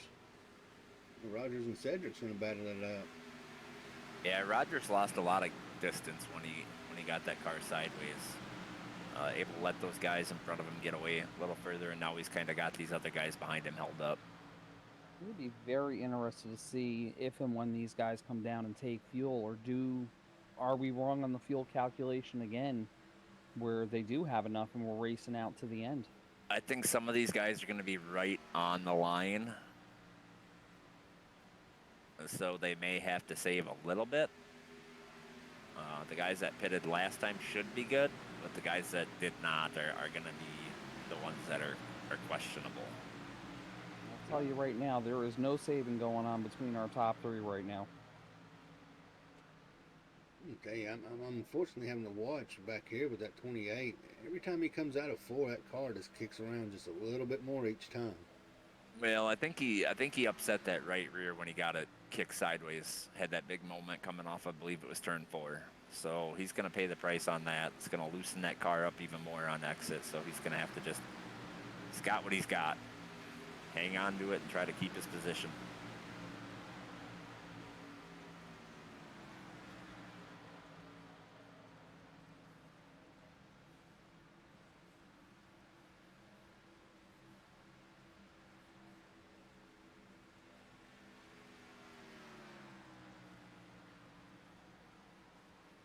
Newbraw's looking to be putting a little bit of pressure on Regan. Well, Ed Morris has a mirror full of the DBR guys. It is tight racing up there for first place.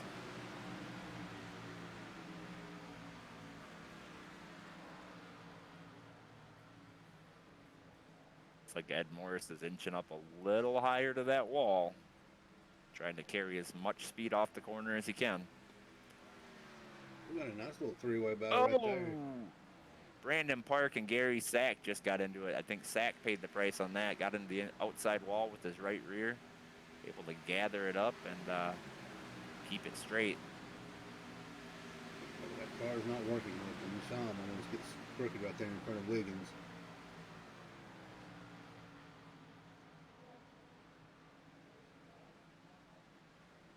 Zach, quit watching the game. And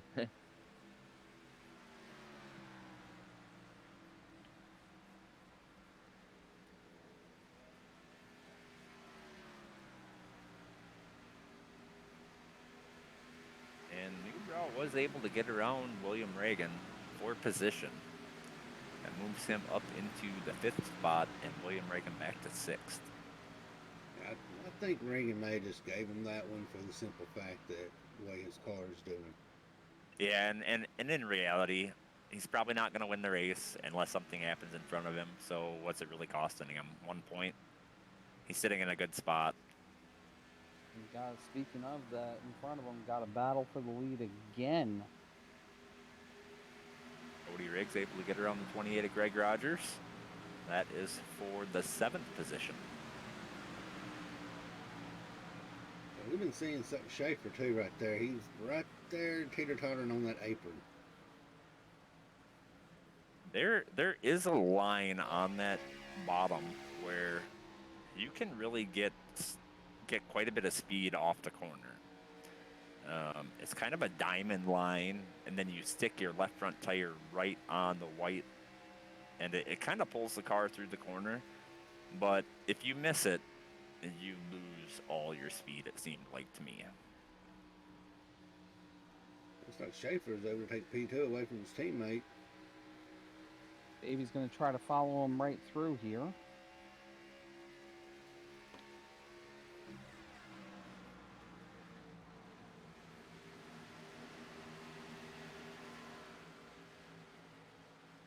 Schaefer's going for it.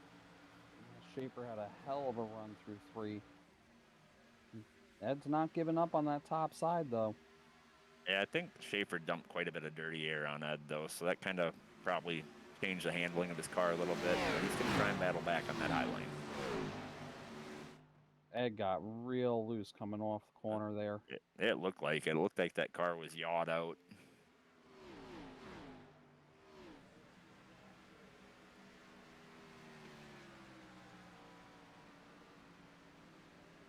I think Schaefer may have played this one to perfection. Let those guys battle up front and save a little bit of tire and go for it. It'll be coming to 3 to go here.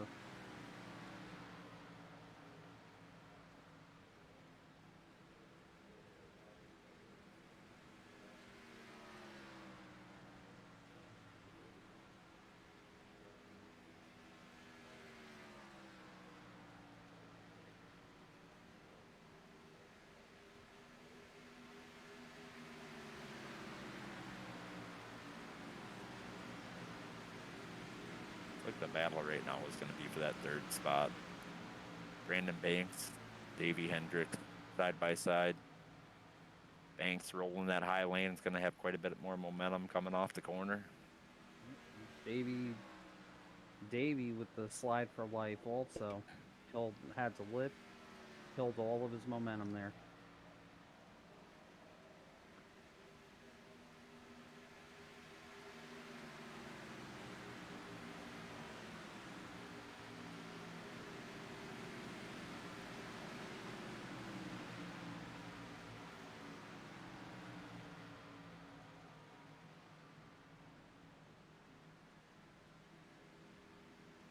At that 12 car, Cody Riggs got around Greg Rogers and just drove away from him.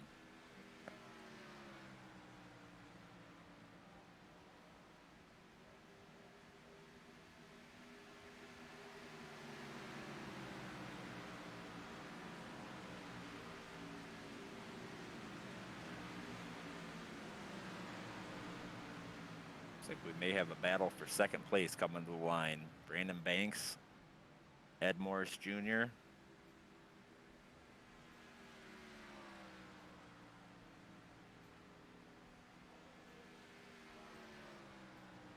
Ed runs a mid lane to try to fend off that 54. 54's got the momentum, but don't think he's going to have enough to get third off the, or second off the corner.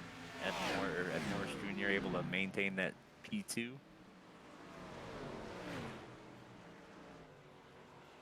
Giving a little bump to his teammate there. Not a bad recovery for Schaefer considering what he went through last week. Yeah, locking himself in here. He kind of came in that mid-range in points and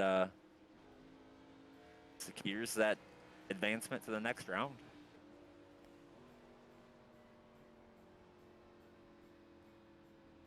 Definitely a lot better race than I was thinking it was going to be during practice. Oh, absolutely. I fully expected this to be a caution fest with the way the track was, how loose the cars got, but just kind of tells you how good of an Xfinity series we have here. Very minimal cautions on a very tough track. Excuse me.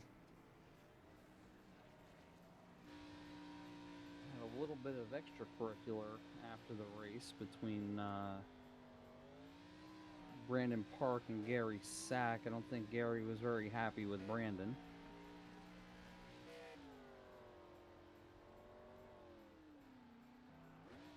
Yeah, and I assume that was for that little hit that put Gary back into the wall. Mm-hmm. Gary came from a long way back to have a little discussion with Brandon Park.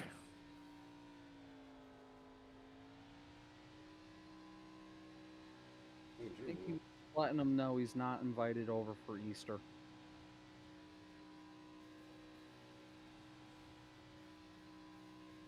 You know, there's one thing I say, I do enjoy seeing Schaefer winning just for how he does these burnouts. He is very good at the burnouts.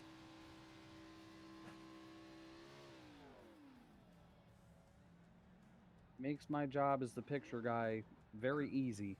It's not very hard to get a good picture of him. Well, as we get our top three up in the podium, we're going to go give a shout out to Cutscene Whiplash, and we'll be right back with your post-race interview.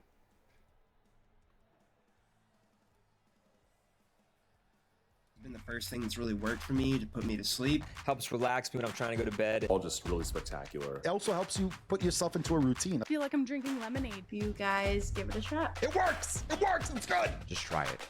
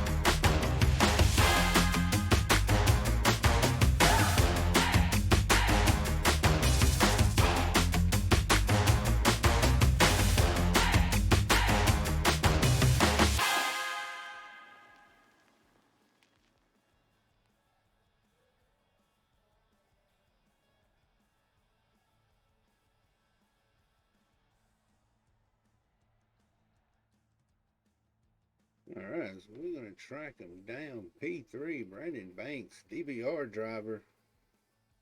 We can get him up here, down here. Brandon, you got a copy? Yes, sir. Well, man, you survived. You're going to make it onto the round of 12, but man, what a fight y'all had up there in the front. Yeah, it was a lot of fun. Old Atlanta always kind of turns out really good races like that, especially when you get a good green flag run and a couple guys up there that drive each other pretty respectfully there. So yeah, that was a heck of a lot of fun. I said Ed did the right thing. He kept blocking the highline on me, and I was doing everything I could not to do it dirty and just push him into the corner. And I didn't want to see him get into the wall, so I was trying to make the pass on the bottom, and I just had no grip. Schaefer could roll the bottom really good, and I eventually just said, just go ahead and go, man, because I don't want to hold you up. I knew he could probably win the race, so I didn't want to hold the teammate up. Well, man, that was a little. I was a little skeptical. I'll tell you that from the practice. It was definitely pretty wild out there. How did the track progress throughout the race? It was all right. I mean, it felt like it got better. I mean, the track temperature came down a little bit, and you had a little more grip in the car. But I mean, as the car got, the tires started to wear, it was really slick. So, and you had to kind of send it off in there in the high side, and everybody kind of turned into a one groove racetrack. It really felt like. I mean, Schaefer really could make the bottom work, but I just couldn't get the bottom to hook up. And but yeah, it was a good race. I really I really wish we could not have to save fuel from the start of the race. That's I understand the strategy of it and everything, but I mean when we're starting the race and we're all clutching from the start of the green flag to the first stage, it's not any fun. So maybe we can look at that and figure that part of it out. But yeah, that was a heck of a lot of fun, man. Like I said, glad Schaefer won, and Ed and Davey they ran a heck of a race, and they're always really good to race around. They race you pretty clean, so heck of a lot of fun. I wish we could race here every week. Well, man, E3 solid all night. Yeah. Led some laps, and good night overall. So congratulations on that, and you know the deal. Shout out to Yeah. yours. Yeah, so great job to DBR guys. Congrats to Say Schaefer. Say New Raw had top 5 tonight. Good job to him. Um, you know, appreciate those guys racing us clean, and Jab at PC, Cutscene, all the guys, you guys that put it on the booth. It's a lot of fun, especially when we get to come to tracks like this. I don't even know where we go next week, but I want to say Kansas or something like that, but or is it some road course that I'm gonna hate probably? Walking Glen. Oh yeah, okay. So we're just gonna try to survive there and get to the next round. So, but yeah, thanks to all you guys for doing it, and the guys that racing here. It's a lot of fun, and looking forward to next couple races and see if we can get a really good playoff thing here going. So we'll see. All right, man. We're gonna send you back down there with your teammates. Maybe you can turn right a little bit better next week. Yeah, we'll see. Thanks, guys. Appreciate it. But you heard from Banks, he defended that high side, and he wanted to make sure that he had him a P2 locked in. He already had a win, so he was going to the round of 12 anyway. But another win wouldn't have been too bad. But Morris, no shame in that. How'd that track feel for you? Oh, it was great, man. It was slick. It was loose. I mean, the car felt great. It was nice being able to drive it off the right rear, and it was kind of a mixed battle because it was a tire game, and then it threw a lot of fuel strategy in there too, especially early on. Toward the end there with those last couple cautions, we was able to kind of get the fuel margin good enough to where we had plenty of fuel and didn't have to save any toward the end. But it was a lot of fun. I was hoping to cap off this round of winning both of these things, and I was trying my best to hold Schaefer and Banks off the best I could. These guys are fast. Yeah, it seemed like it was I don't know. I racing went a little wonky with the fuel calculations there for me at least. So I expected you guys to be able to run that whole first stage no problem, but then it went from like 53 down to like 35 laps. Kind of wonky with that, but man, looked like it was a lot of fun out there. You actually had to be a wheelman drive that car. Yeah, definitely a good show.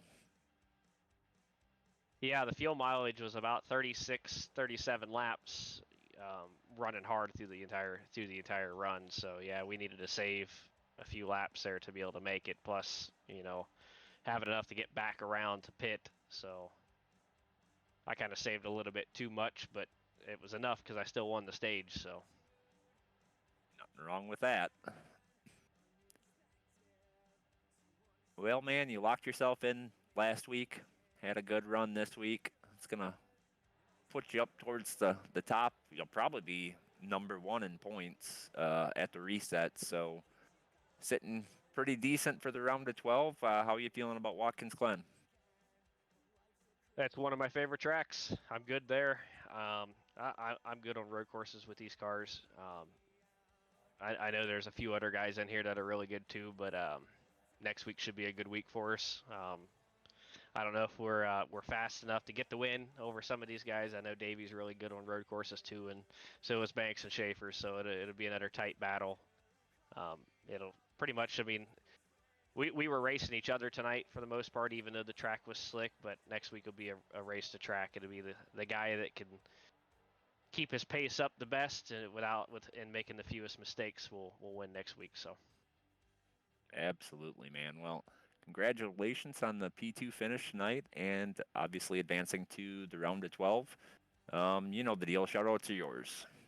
Thanks, man. Just shout out to everybody here at Relentless, all the admins and Tony and everybody that makes this thing happen. It's a great league. Love racing here.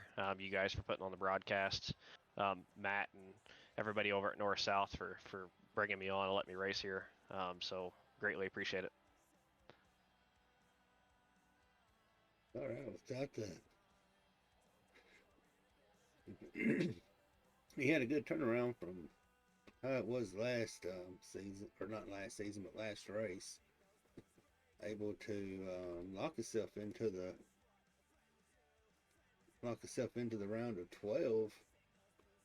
Schaefer, you turned it around compared to how your finish last week went. Yeah, I had a feeling last week was. I don't like Michigan that much, but I'm decent there. But I don't like it. But I knew Atlanta was the week after, so I absolutely love this track, especially in the B car. It's my favorite combination. But yeah, man, it was a good recovery, and I had fun racing with the boys tonight. It was a good time. Tony? Well, man, that win secured you into the next round. Came in kind of mid-range in points, but definitely didn't have to worry about that tonight. Getting that win. Watkins Glen next. How are you feeling about the road course? I'm about subpar on road courses. This car I'm okay in. I don't know. Watkins Glen, it's one of my better tracks, but I'm not a road course guy by any means. I'll tell you that right now. So it'll be interesting. I know Davey and Ed's pretty freaking quick on a road course, so it'll be them up front probably, and me tailing behind. So it'll be I'll assume my own position during that race. Well, had a awesome night tonight. Recovered very well compared to having issues last week. Um, Overcame, able to get around Ed. Looks like so. I don't want you to give anything away, but I gotta ask this question. Seemed like you were the only person tonight that was able to run that bottom line with any type of speed. How'd you do it? Called the Kevin Harvick line for a reason. You got no man. I've ran so many B races here in this old configuration. I just learned how to run the bottom and keep speed and keep the car underneath you with the throttle. Once you get middle way through 1 and 2, you don't even use the steering wheel no more. You just use the throttle to rotate the car. And once you do that, once you figure that out, it'll give you a good enough run down the backstretch that you can outrun the guys on the high side and outrun them into 3 and just take the lead. So it's a good time. All right, man. Well, congratulations on getting that checkered flag tonight. And you know the deal. You got the shout outs. Yeah, man. Thank y'all for putting on the broadcast. Appreciate it. Jabbit PC, Cutscene, appreciate them for being here, sponsoring the league and everything. All the admins at Relentless. Good time with all the guys over there. All the DVR guys, man. Yeah, we have a good time together, as you can imagine. But no, just a good race, man. Huge shout out to everybody for a clean race tonight. All right, brother, we're gonna shoot you on down so y'all can get everything figured out for Watkins Glen. All right, man. Thank you. Well, am I looking at the points correct there, Tony? I gotta adjust a couple little things. But for the most part, yes. Top 12 is correct. No, not in the correct order. The correct in the fact of the drivers, but it will be um, Brandon Schaefer and Ed Morris in the 1-2 position. I have to adjust a couple things, but give me a couple minutes here and we'll have it all straightened out. Watkins Glen, Bobby, as a playoff race, that's kind of a curveball amongst into the round of 12. I'm personally licking my chops as long as I can make it to the round of 12 coming up in the Cup Series, but is what seems like I've been dubbed by most as the resident road racer since Grosso and Angel are no longer racing with us. I'm always gonna love it, but no, it's like putting for most guys it's like putting a super speedway race in the playoffs. You got to be able to finish it. What I tell most guys is, keep all four tires on the track and you're going to have a good night.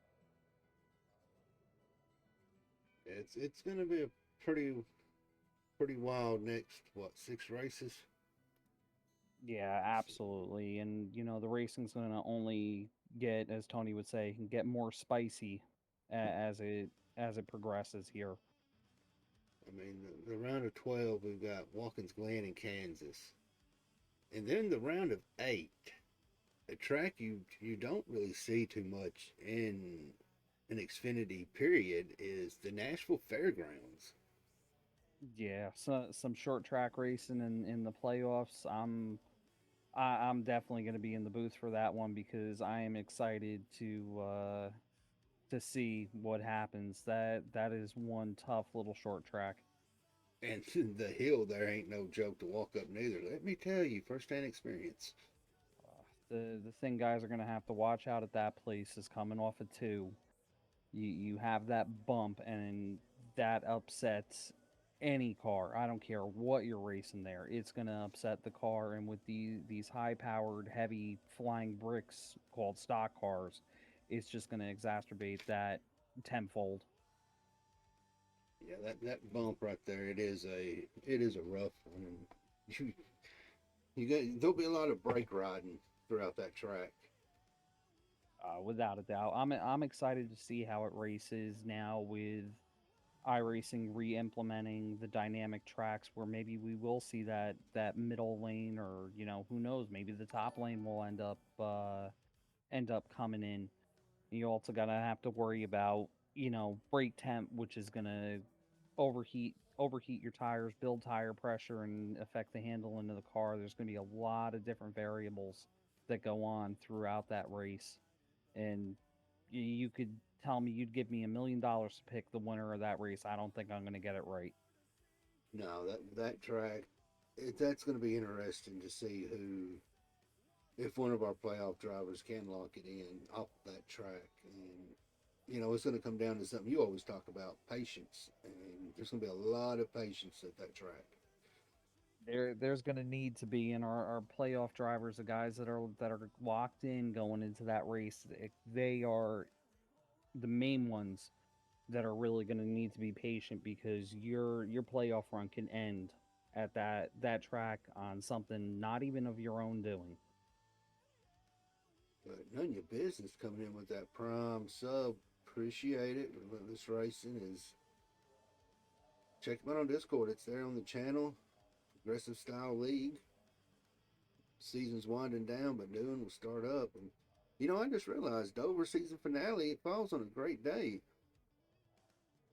February 19th. I can handle that. That's a birthday for me, so that's gonna be a wild one that night. Going to be 25 years young, right? 21. There we 21 years go. old. Heading straight to the liquor store, maybe. buy my first bottle of alcohol. I'm gonna go get you some red breast or something. You get a good one. I'm trying to find something. Well, Tony, you mathematician, have you got it wound down for us?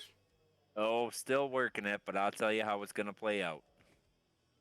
We're going to have Ed Morris in the number 1 spot, Brandon Schaefer in the number 2, Davey Hendricks, Brandon Banks, Brandon Park, Greg Rogers, William Reagan, Michael Newbraw, Joseph Maines, Cody Riggs, Dakota Orndorff, and Cedric. I can't pronounce his last name. We just call him Cedric. Yeah. Yeah, the standings are a little wonky right now. I am fixing them, but that will be the results. Looking through those 12 right there, we know the 4 ones that will have a pretty good showing. But I'm gonna tell you somebody not to count out, and that's gonna be Cedric. He comes from a road racing background, so he may pull himself a lock into the round of 8 off that track. I think another one that's licking his chops, and I'm not saying it because he's on my team, but look at what he was able to do at Indy, is Brandon Park. Brandon was insanely fast at Indy. So was Greg Rogers. Greg Rogers, I think, had Indy 1, if not for the pit lane incident. So there's going to be quite a few guys. I think we're in for a lot closer race than you usually would see at a road course coming up. Yep, that it is. Well, Bobby, Tony, appreciate y'all joining me up here again in the booth. We winding it down, man. We've only got 2, 4, 5 more races, and y'all gonna have some withdrawals for a little bit. Yeah, man, it's been a very good season for this series. I'm excited for the finale, working through the playoffs here, and we'll see who ends up with the championship. Make sure y'all follow the Relentless Racing Facebook page and their new web page. Keep up with what's going on with everything. So, on behalf of myself, SBRN, Relentless Racing. Till next time, guys. Keep it spicy. It's been the first thing that's really worked for me to put me to sleep. Helps relax me when I'm trying to go to bed. All just really spectacular. It also helps you put yourself into a routine. I feel like I'm drinking lemonade. You guys give it a shot. It works! It works! It's good! Just try it.